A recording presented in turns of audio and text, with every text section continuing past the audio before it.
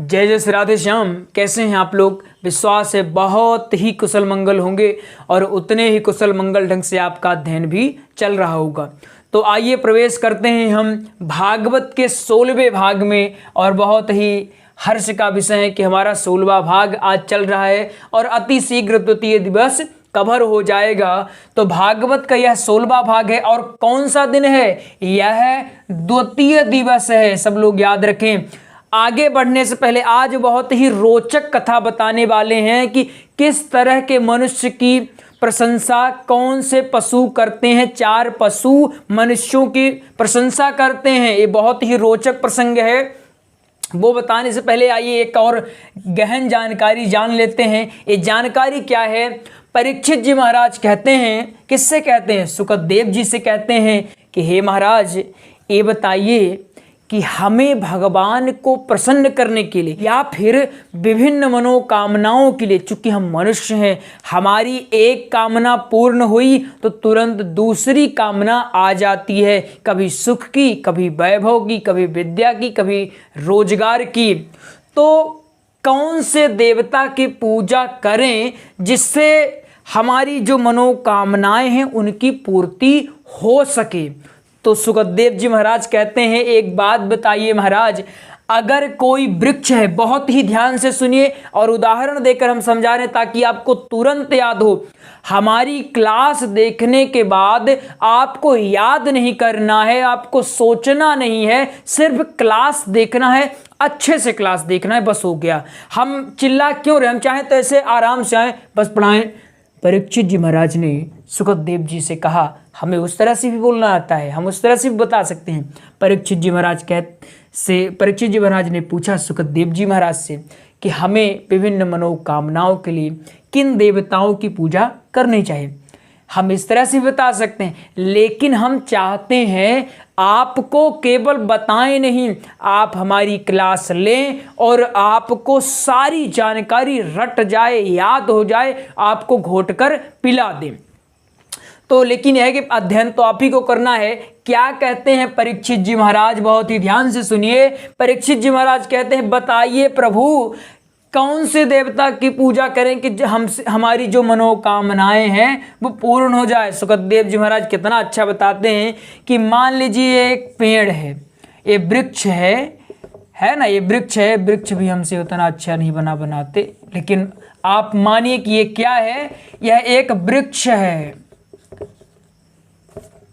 एक क्या है? ये वृक्ष है। अगर हमें इस वृक्ष को तरोताजा रखना है तो हमें क्या करना होगा? क्या आप यहां पानी डालोगे? यहां डालोगे पानी? क्या पत्तों में डालोगे? क्या इसकी डाल में डालोगे? क्या इसके फल में पानी डालोगे? क्या नहीं। तो कहां डालोगे? ये इसकी जो जड़ हैं, ये जड़ों में पानी डालोगे। कहाँ डालोगे पानी? जड़ों में पानी डालोगे। कहने का तात्पर्य क्या है? ये जो सारे देवता हैं, ये क्या है? फूल पत्ती है, और जो मूल है, जो जड़ है, वो कौन है? श्री नारायण जी हैं। कौन है? नारायण जी हैं। वासुदेव श्री कृष्ण हैं। कौन है? श्री कृष्ण है। जो मूल है, जो जड़ है, वो कौन है? श्री कृष्ण है। अगर आपसे भी कोई प्रश्न करता है कि भगवान को कैसे खुश करें, या विद्या प्राप्ति के लिए, धन प्राप्ति के लिए, वैभव प्राप्ति के लिए, हालांकि विधान अलग अलग देवताओं को दिया हुआ है, लेकिन जिन्हें नहीं आता है सब की हम शिव जी की प्रशंसा कैसे करें, शिव जी का पूजन कैसे करें, उनके लिए सबसे सटीक यही है कि आप सिर्फ और सिर्फ जड़ को पकड़िए। और जड़ क्या है? नारायण है। और अगर नारायण प्रसन्न तो सब प्रसन्न, नारायण खुश तो सब खुश। इसलिए फूल पत्तियों में पानी डालने से बेहतर है आप जड़ में पानी डालिए। क्या है? जड़ में पानी डालिए। इसलिए परीक्षित जी महाराज से सुखदेव जी कहते हैं, हे राजन, अगर आपको संसार में खुश रहना है, संसार से मुक्ति पाना है, संसार में वैभव प्राप्त करना है, तो और चिंताएं त्याग दीजिए, केवल राघव के चरणों को पकड़ लीजिए, क्योंकि उन्हीं से सब कुछ है। तो ये कहते हैं कि संसार में सुखी होने के लिए हमें केवल जड़ में ध्यान देना चाहिए, और जड़ क्या है? नारायण है। चलिए अगली कथा में हम प्रवेश करते हैं। भागवत में एक बहुत ही सुंदर प्रसंग आता है, इसको आप चाहें तो सत्संग में भी बोल सकते हैं और द्वितीय दिवस की कथा में तो बोलना ही है, कंपलसरी ही है। कहते हैं, ये सुखदेव जी महाराज कह रहे हैं, कोई कहीं सुनाई बात नहीं या कहीं सुनाई बात नहीं या अपने से गढ़ंत कहानी नहीं है। ये सुखदेव जी महाराज परीक्षित जी को कहते हैं कि ये जो 4 पशु हैं, कुत्ता, सुअर, ऊंट और गधा, ये जो है संसार के मनुष्यों की प्रशंसा करते हैं। ये बड़ी अचंभा वाली बात हो गई कि ये 4 जो पशु हैं ये आखिर क्यों प्रशंसा करते हैं किसी मनुष्य की। आइए इसको हम संक्षिप्त रूप में जानते हैं। देखिए, कुत्ता कब प्रशंसा करता है? जब हम छोटी छोटी बात में लड़ाई करते हैं। कब? छोटी बात में लड़ाई करते हैं। अब देखिए, ये बिल्कुल सत्य है, इसको कोई गलत नहीं कह सकता कि गलत है। अब होता क्या है, कहीं दूर मत जाइए, सगे भाइयों की ही बात होती है। यहाँ एक ज़मीन का टुकड़ा है, यहाँ इस ज़मीन का टुकड़ा है, यहाँ देखे ये ज़मीन एक भाई की, ये ज़मीन एक भाई की। यहाँ ये ने लगाया बाड़ी, लग गई बाड़ी इसकी। अब ये भाई लेकर आया अपनी पलटन कि क्यों लगाया भाई यहाँ बाड़ी। ये भी आ गया लेकर पलटन कि मैं ऐसा ही करूँगा, क्या कर लेगा तू, ऐसा वैसा पता नहीं क्या बोलने लगा। अब है तो ये छोटी बात, कितनी ज़मीन होगी, यहाँ आप एक अगर बाड़ी लगाए है तो कितनी, यानी इतनी बाड़ी, यानी 1-2 बीता, इतना कह सकते हैं। लेकिन इसके लिए आप देखते होंगे जमीन को लेकर जो विवाद होते हैं, मतलब जो अपने देश में लड़ाइयाँ होती हैं, उनमें 60 से 70% लड़ाई केवल जमीन को लेकर और भाइयों के बीच ही होती है। अब अगर देखा जाए तो एक कितनी छोटी बात है कि मतलब जमीन का छोटा सा टुकड़ा, 1-2 बीता टुकड़ा है, उसके लिए मरने मारने पर न केवल तुलते हैं, मार भी देते हैं। ये हमारे सामने ही घटना बहुत घट चुकी है। हमने 2-3 बार यह घटनाएं प्रत्यक्ष रूप से देखी है। यानी कि ये कितनी छोटी बात है। तो जो लोग ऐसे करते हैं, कुछ लोग होते हैं, आपने देखा होगा, बात कुछ नहीं है, मतलब लड़ने जैसी कोई बात नहीं, फिर भी वो इतनी बात को पता नहीं कितना एकदम खींच कर बड़ा बनाते हैं और उनको तो बस लड़ने का बहाना चाहिए, बस लड़ते रहते हैं। ऐसे लोगों की प्रशंसा कौन करता है? कुत्ता करता है। जिस तरह से कुत्ते क्या होते हैं?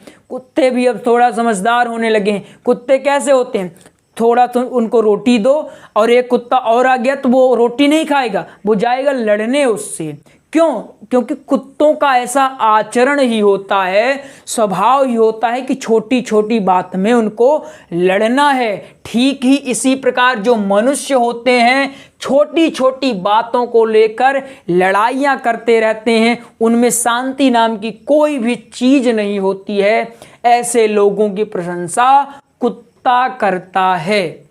फिर आता है सुअर। सुअर किसकी प्रशंसा करता है? जो पेट भरने में लगे रहते हैं, जो पेट भरने में लगे रहते हैं।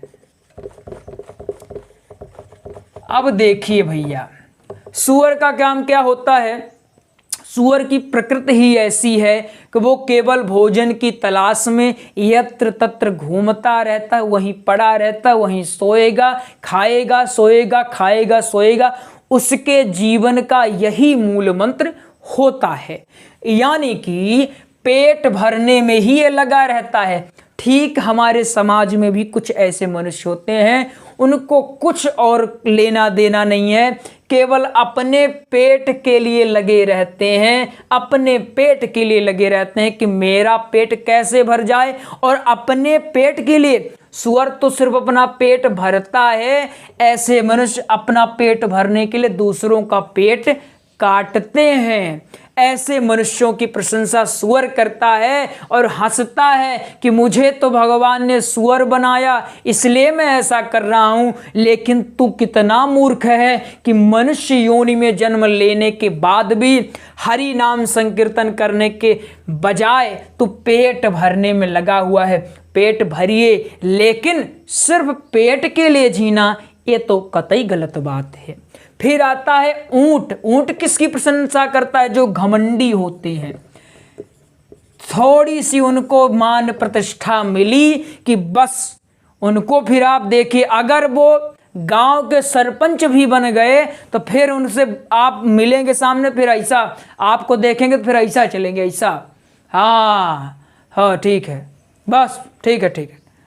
थोड़ा सा उनको, अरे सरपंच का पंच भी बन गए, वो भी उनके में घमंड अपार आ जाता है कि अब तो बस हम ही सर्वे सर्वा हैं, हम ही ईश्वर के बाद बस मेरे इनका ही नंबर है। तो ऐसे लोगों की प्रशंसा कौन करता है? ऊंट करता है, जो घमंड में लीन रहते हैं, घमंड में लीन रहते हैं। आप याद रखिए, कुछ भी बन जाइए, बनिए, सफल होइए, ये नहीं कहते कि सफल मत होइए, बहुत ही सफल होइए, लेकिन उस सफलता में घमंड को मत आने दीजिए। सफल होने के बाद सबको क्रेडिट दीजिए, धन्यवाद दीजिए कि हे प्रभु यह सब आपका ही है, सबका ऋणी रहिए, सबके उपकारी रहिए। चूंकि आपके सफल होने में सिर्फ आपका योगदान नहीं होता है, उन तमाम लोगों का योगदान होता है जो आपके आसपास हैं। तो इसलिए सभी को धन्यवाद दीजिए जब भी मिले, और घमंड को तजिए, क्योंकि घमंड अगर जिनमें होता है उनकी प्रशंसा कौन करता है? ऊंट करता है। कहता है ऊंट के मैं तो आचरण से ही हूं कि मेरी जो गर्दन है ऐसी रहती है, लेकिन ये मनुष्य, तुम तो साधारण हो, इसमें अच्छे लगते हो, ऐसी पर्सनालिटी डेवलप करो, तो तुम तो अकड़ के ऐसे चल रहे हो। यानी कि ऐसे लोगों की प्रशंसा कौन करता है? ऊंट करता है। फिर आता है गधा।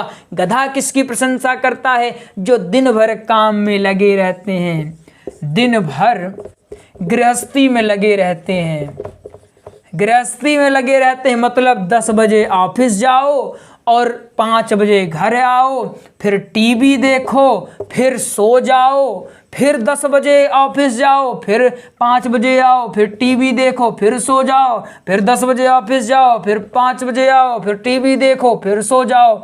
यानी कि गधों जैसी उनकी हरकत हो जाती है। उनको बस और कुछ नहीं सूझता, कुछ नहीं सूझता, कुछ नहीं सूझता, सिर्फ वो एक ही लगे रहते हैं, पेरे जा रहे हैं, पेरे जा रहे हैं। गधा कहता मेरी तो मजबूरी है, मेरा मालिक अगर मैं काम नहीं करूंगा तो मुझे निकाल देगा, लेकिन तुम्हारी क्या मजबूरी है? तुम्हें कौन सा दर्द सता रहा है? तुम तो चाहो तो इससे समय निकालकर प्रभु की भजन कर सकते हो, प्रभु की भक्ति कर सकते हो।